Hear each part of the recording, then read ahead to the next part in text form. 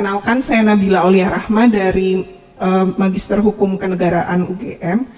Saya izin bertanya kepada Prof. Mahfud mengenai bagaimana ya sejauh ini pandangan Bapak mengenai kualitas demokrasi kita gitu.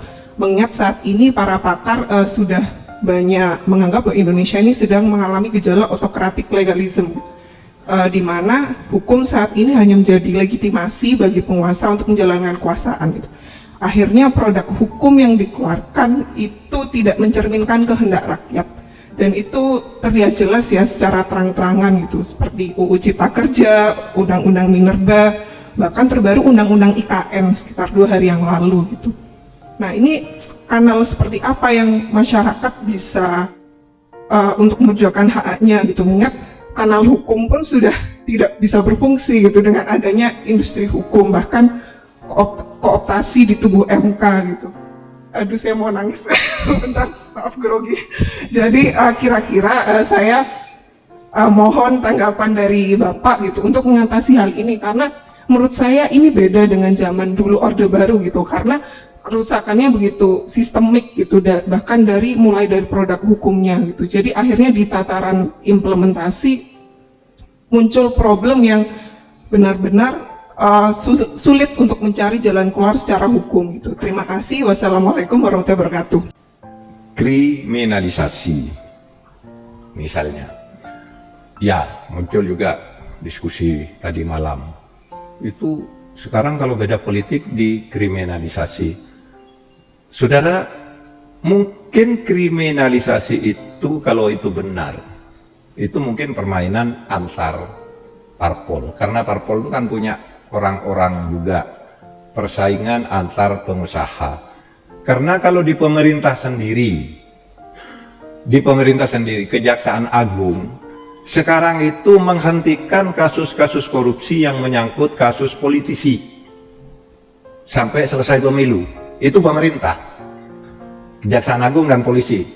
Jangan yang menyangkut menteri, punya politik, calon anggota DPR, DPRD, calon pilkada, semuanya kalau terlibat kasus korupsi dihentikan dulu, ditunda, bukan ditutup, ditunda sampai saat itu. Karena di dalam pengalaman mau pemilu ada orang nggak salah dilaporkan lalu pencalonannya batal di berbagai daerah. Sekarang hentikan dulu. Nah, yang KPK ini terus jalan. Tadi malam ada, saya refer tadi malam, karena tadi malam ada yang bilang gitu juga, tetapi Pak Rimawan dari UGM bilang, sebenarnya enggak juga loh. Orang yang katanya dikriminalisasi itu memang betul-betul terbukti kriminal dia. Bukan dikriminalisasi, memang kriminal sendiri. Nyatanya terbukti juga, misalnya menteri, ya gitu.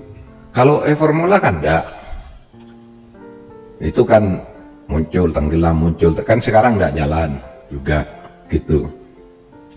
Nah, Nabila,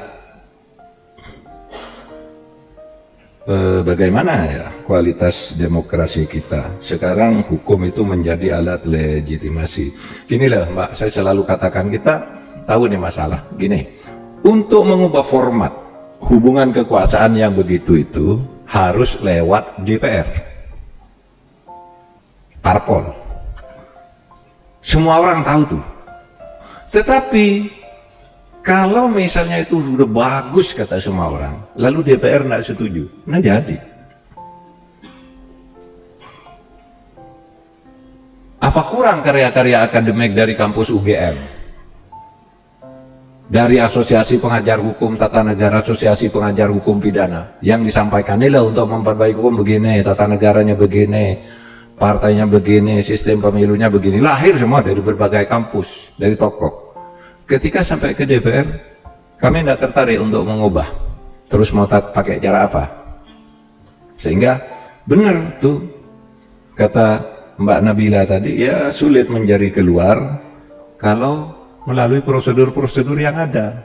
Lalu kan jawabannya kalau mau terang-terangan tidak usah lewat prosedur, ya kalau lewat prosedur kan harus lewat DPR, lewat prolegnas, lewat tim ini tim itu. Yang anggapan kita ya ada prolegnas sih pasti bagus gitu, tetapi enggak juga, tergantung siapa. Coba orang bisa saja minta pesan ke DPR, minta tolong masa jabatan saya diperpanjang, tolong masa jabatan saya diperpendek, macam-macam bisa lewat undang-undang.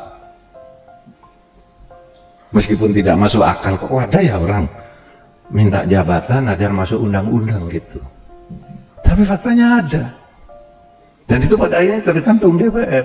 Kita tidak ikut menjadi pemutus di DPR. Sehingga ketika saya katakan, Pak Mahfud, gimana kok bisa lahir undang-undang seperti itu? Loh, saudara, saya tidak ikut memutus itu di DPR. Pemerintah ada di situ tapi kalah. Macet kalau enggak. Kan gitu. Mungkin pemerintah punya kepentingan sendiri juga. Iya pasti. Dan itu sudah banyak kritik gitu. Tapi pemerintah sendiri juga sudah berusaha agar semua yang dibutuhkan oleh bangsa ini ya kita tuangkan misalnya di dalam undang-undang, sehingga saya terhibur itu ketika tadi malam Pak Arijito bicara gitu. Ini nggak tahu Pak Arijito senang apa enggak kalau saya sampaikan di sini gitu ya. Tapi katanya sebenarnya enggak buruk-buruk amat sih negara ini. Semua di masyarakat jalan baik-baik. Ya hanya ada kasus-kasus tertentu ya, ada Rempang, ada itu, ada. Tapi yang umum Indonesia itu kan luas. Ibarat gini loh, persoalan kita segini, ini berjalan dengan biasa, tapi ada titik ini, kurangnya di sini, kurangnya sini, kurangnya sini, kurangnya sehingga menjadi menonjol. Tapi tetap ini harus dikritisi, saudara, karena capaian-capaian itu sudah banyak. Misalnya saudara katakan, Pak, hukum kita tuh kok jelek banget. Iya kata saudara, tapi kepuasan publik terhadap penegakan hukum itu adalah 76%. Saudara nggak percaya, itu hasil survei di berbagai lembaga survei, 76%. Lupa, iya karena ketika saudara mengatakan hukum jelek itu saudara hanya ngelihat Sambo. Padahal sehari urusan polisi dan urusan hukum di Indonesia sehari bisa ribuan. Kalau sebulan bisa 300.000 urusan hukum. Nah dalam sebulan muncul dari 300.000 itu muncul 5 kasus. Kan berarti yang lain bagus. Ini kalau mau lihat objektifnya yang saya pahami dari Pak Arijito. Tapi kalau pemahaman saya keliru tentang ini nanti jelaskan. Bukan itu Pak maksud saya gitu, jelaskan nanti. Tapi saya selalu menjelaskan seperti itu. Saudara ada di sini aja tuh, polisi di depan nih yang menjaga agar kita aman, agar kalau nanti ada yang berkelahi beres, itu ada polisi mengamankan kita, dan itu di berbagai tempat. Sementara polisi yang nakal hanya ada satu, bergabung dengan 5 polisi lain, memeras orang, ngerampok, nembak, itu pun sembunyi-sembunyi. Nah sementara polisi yang lain di seluruh Indonesia itu banyak juga polisi yang misalnya dengan tertatih-tatih setiap hari gajinya diantar ke rumah yatim piatu, ke rumah yang di NTT itu mendirikan rumah jompo orang tua, dia dirikan sendiri, gajinya kecil, tapi secara umum Indonesia itu begitu luas.